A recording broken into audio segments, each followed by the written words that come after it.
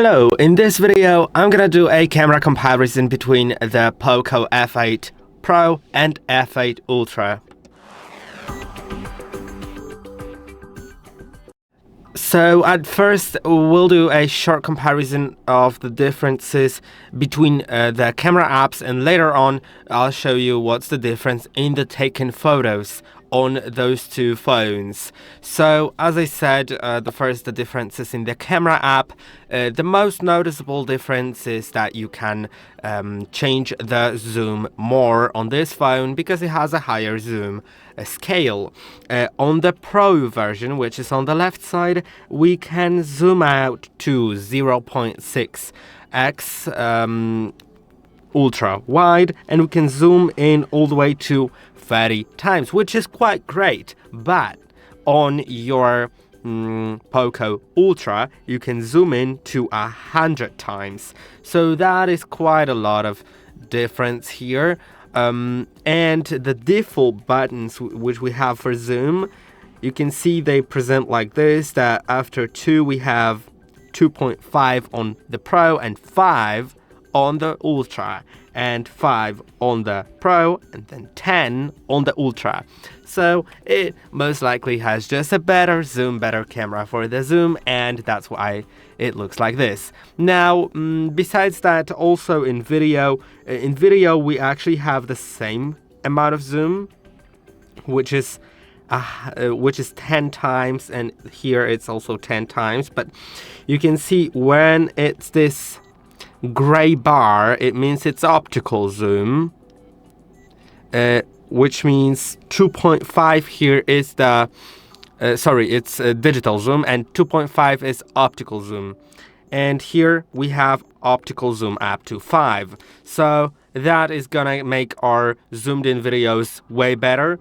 Now also in the portrait mode, we have 3 different zoom settings, and we can set it to 1, 2, or on the Pro 2.5, on the Ultra 5. And these are basically all the differences in all these apps. Besides that, they all have everything the same, like 8K video recording, like the Pro mode, the portrait mode, the document mode, and everything else that you'd possibly need. Now let's move on to the photos that I've taken. Okay, now again on the left side we have the Pro model, and on the right one there is the Ultra one, and you can see the zoom at first. This is the difference in the zoom, in the maximum zoom. This is just like number and the street on a building, and you can see on the left side it looks way worse than on the right one. Mostly the detail is lacking here. And also we can see that the photo on the right is more processed by AI, because we can see it's all really smoothened out. But here there's nothing more to smoothen because there's not enough data captured by the camera. Now another zoomed in photo, but here you can see that the quality difference isn't that big. What's bigger is the contrast and the colors, and the colors look way better on the right one. It has captured the colors way more accurately and actually confirmed to what it looks like in person, whereas on the left side of the Pro version, well, it did a really good job, but the right one is just better. Now a standard photo, and at first you may think it looks pretty similar, right? But first thing, the colors. The colors are more accurate on the right one and more vivid.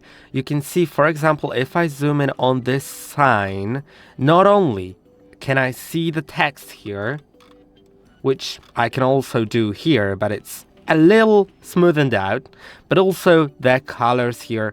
It has a way bigger contrast on the right side, although I do prefer the left side for the fact that these letters aren't really that enhanced. You can see it just, I think, looks better. It's not that it doesn't look fake, whereas here it may look a little too sharpened.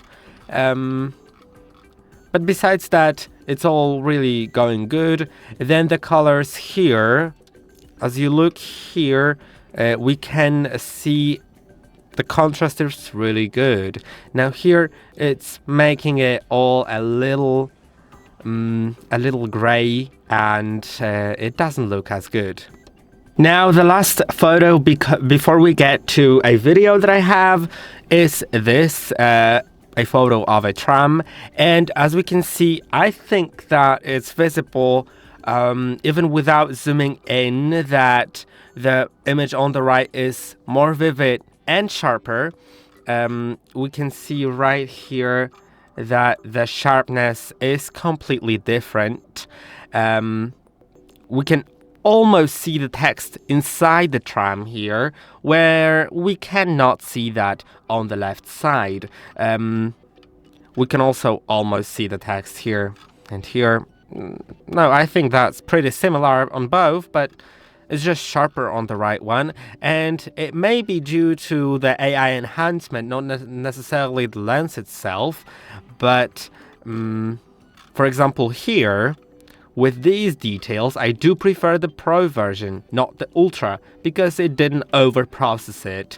So that's something to take into consideration when you're actually deciding on the phones. Now let's get to video parts. Okay, so these are the videos. I'm gonna play them, but before I do, remember that the one on the right is the Ultra, right? And on the left one, it's Pro.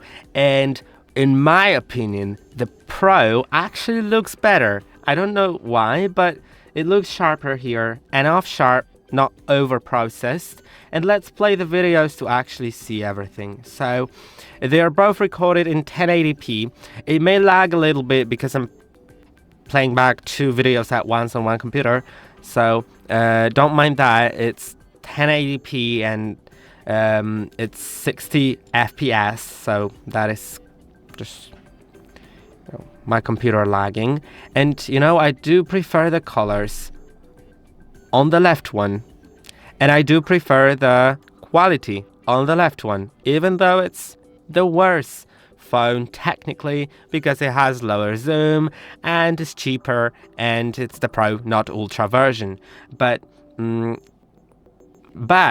what I can say about the Ultra is that there's more detail captured when it comes to darker colors. You can see on the tree here, we have way less detail captured than on the tree captured with the Ultra.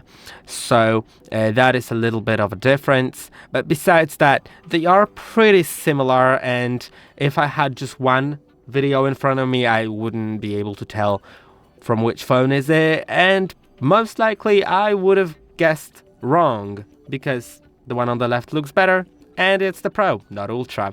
So that's it for the video. Let me know in the comments down below what do you think about those two phones, what do you think about the cameras, and I'll see you in more videos.